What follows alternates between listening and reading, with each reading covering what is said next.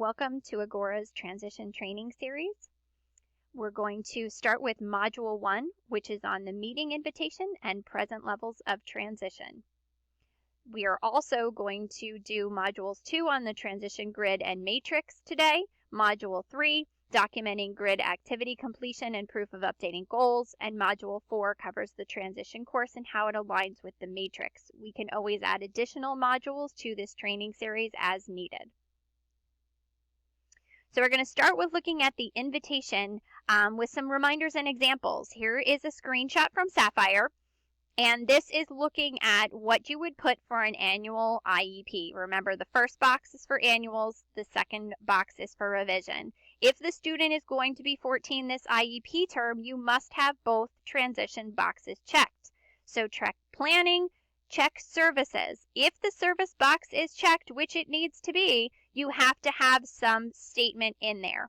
If no outside agencies are invited, then that is what it needs to say, no outside agencies. Or if the parent has not given written approval, you would also put no outside agencies. Do not give any other details in this section. You're going to be documenting that agency involvement in present levels. Okay, so those attempts to get the signature and all of those is going in present levels, not here. Just simply this statement, no outside agencies have been invited at this time. Or if you do have outside agencies, we don't need all the details in here either. We just need the representatives being invited. So Harrisburg OVR, Cumberland County Children and Youth, so-and-so's ID supports coordinator, all of that would just be the agency representatives that you're inviting. So if the legal guardian has approved this, you need to make sure that these representatives are now listed on the demographics page. And what that looks like in Sapphire is you need to make sure to invite the parent. You need to make sure you're inviting the student. Click on their addresses and phone number. And then the minimum that needs to be in the IEP team is your LEA, special ed teacher, the regular education teacher, gen ed teacher, and then you have to make sure you're clicking on the child to invite it. This is done correctly. If it's done correctly, it should say uninvite, and the student's name should show up over here. That's what will get it to print. If you've invited an outside agency rep, it would say community agency rep, and you put what agency they're from and their name if you have it. If you don't know, you just have someone said a random OVR person will be there, great. Just put OVR counselor. But if you have the name, include it. So that way when it prints, it looks like this. So again, do not forget to have those legal guardians sign the OVR LG consent form. We now have a consent form for OVR so that you can get that proof in writing, and they can just choose to invite someone to the meeting, or they can approve that an OVR rep gets invited and a referral at that time. Okay, our guiding principle again is do not do the same old, same old. We must be changing our mindset. We must be changing our way that we're doing things. If you are writing your IEPs the same way as you did 2-3 years ago, it is wrong. So many changes have come through between the invitation, the NORUP, and the IEP, especially relating to transition, that we have got to wrap our mind around. This entire IEP is about transition. Every single part, it weaves into everything. Present levels of academic achievement is the first place it starts. The first thing that you start writing after special considerations. That initial paragraph should tell you everything you need to know about that student. Name, age, grade, school attending, disability, what program are they doing, what level of support, and why. Okay, the anticipated year of graduation, and then give us the basics about their post-secondary education, employment, and independent living goals. Here's the example that's on our cheat sheet. Throughout this presentation, I'm going to reference the cheat sheet quite a bit so that you can go back and open that document on your own time as you're writing IEPs. Your academic achievement areas and functional performance areas are where you track any of the, I don't want to say negativity, but any of the things that the student needs to be working on that could impact their transition goal. The present levels of transition are supposed to be positive. So we need to make sure that the student is getting to realistic goals. And if there's any concerns relating to their goals, we should be putting them for academic achievement, a heading just like you would for any other heading, teacher input, keystones, whatever. Put that heading in there and tell us what you're concerned about. They need to keep working on their academic need areas in order to have the best opportunities for success in college. Functional performance. These would be any behaviors that they have that would stop them from being successful. So if you have any students that have related services or behavioral needs or work completion or have MD meetings for truancy, these are all things that need to be addressed here under these headings. So again, this one goes at the end of academic achievement. This one would go at the end of present levels of functional performance. All right, so present levels of transition. What do you need to improve in your IEPs? Talk to your students. That's the first thing you have to do immediately. As soon as you get a new student to you, even if it's a returning student that you haven't had these conversations with, get in there and talk to them. Talking about transition is the perfect way to build a relationship with them, get to know them even better. And you should be using the Transition Assessment IEP data sheet. It is in the Google Drive. This is a Word document where you can track all of your conversations. And these are guiding questions to use during your one-on-one sessions, or you can copy and paste some of the questions into email. They suggest that you do certain transition assessments. The minimum that you need to complete is an interest inventory and current skills assessment every year. And then you need to detail the results of the assessment and interpret those results. Everyone needs to understand what the student wants to do and how we are going to get them there. Use headings. Please use headings. All information and present levels of transition must be included under a heading. These are the 5 headings that we expect to see.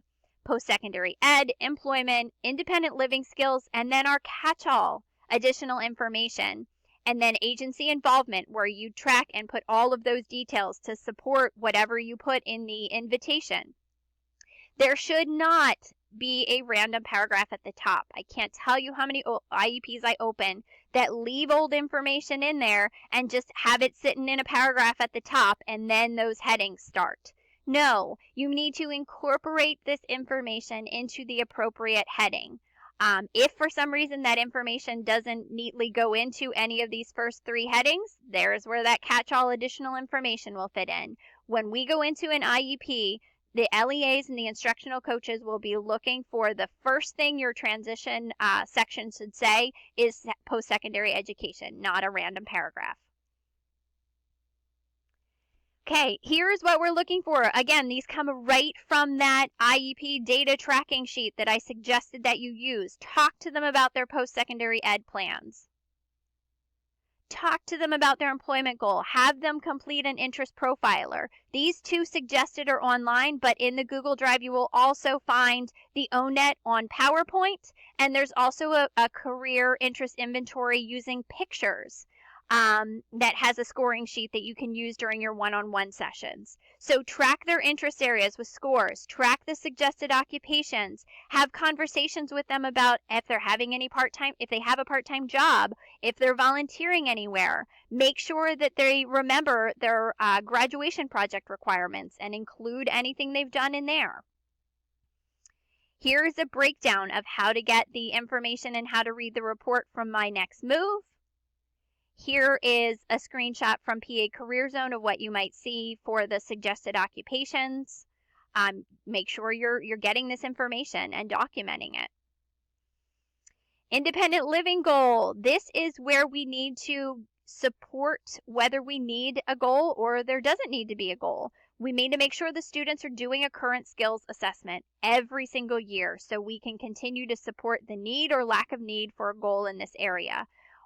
This is where we talk to them about what they do around the house, whether they have a driver's license, want to get one, whether they can ride the bus, whether they eventually want to live on their own. If they do, there needs to be a statement saying they want to live independently once employed. Remember, that doesn't mean they need to move out of their house. It just means that if they ever do want to move out of their house, or if they remain in their home, that they can live independently and contribute to the household.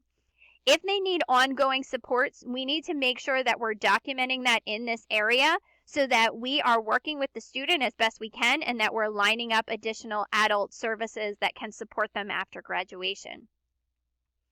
So additional information. This is the catch-all. What do they do in their free time? Do they go to youth group? Do they play an instrument or a sport? This is where we support whatever we've clicked on the voting box. So if you have a student that's turning 18, you need to make sure that you support whatever box you've checked in the voting form. Here's where you tell us they've already registered to vote, they want to, they're going to do it on their own, whatever. And this is where we would also find out if the males are registered for selective service. Agency involvement. This document has been updated and it is in the drive. Make sure you download this. This tells you what you need to do step by step to make sure that you have the proper agency involvement for each and every one of your students. Okay, having those conversations with the legal guardian, finding out who the other members of the IE team should be. Researching what is out there in the student's area using this website, looking into centers for independent living that might offer school-age programs, oftentimes for free.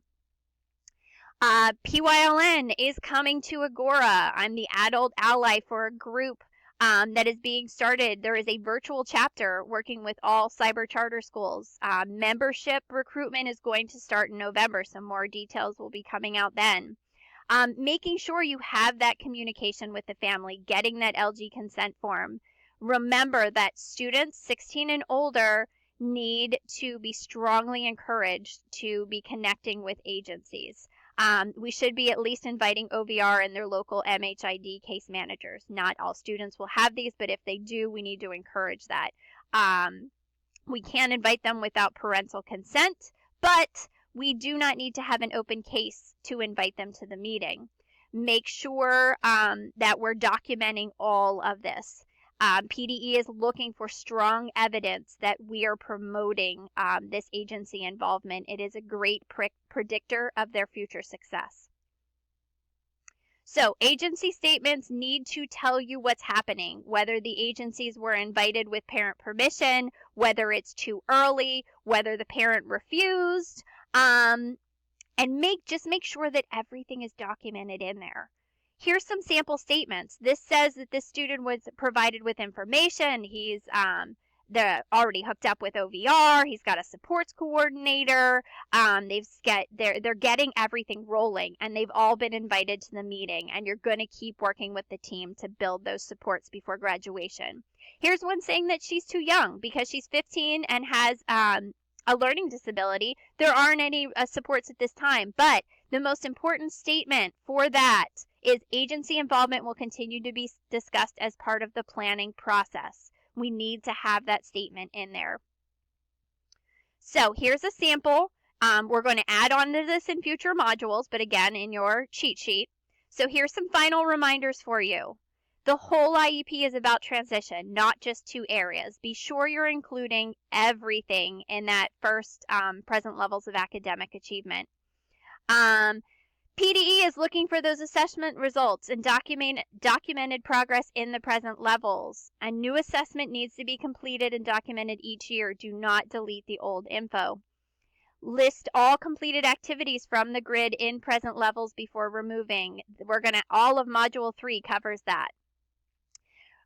Again, showing proof that the goals have been discussed with the student and they have been updated every year. Going to cover more in detail in Module 3. Be sure to include things that the student's done in their own time. Okay, when you're going in there to present levels, put in that they took the SATs, they went on a college visit, they did on-the-road driving. Even if it's in their own time, it's helping them get toward their goals. LEAs and ICs are going to start looking for these requirements using the IEP analysis form, so please start using all of these things moving forward. Special ed teachers are the primary persons responsible for making sure transition services happen, but we are out there to support you. Transition teachers do not need to be invited to every meeting, but we will gladly attend if you need extra help. Make sure you're using your resources. Don't finalize it if you're not sure. Take advantage of the IEP transition checklist, which is in the Google Drive.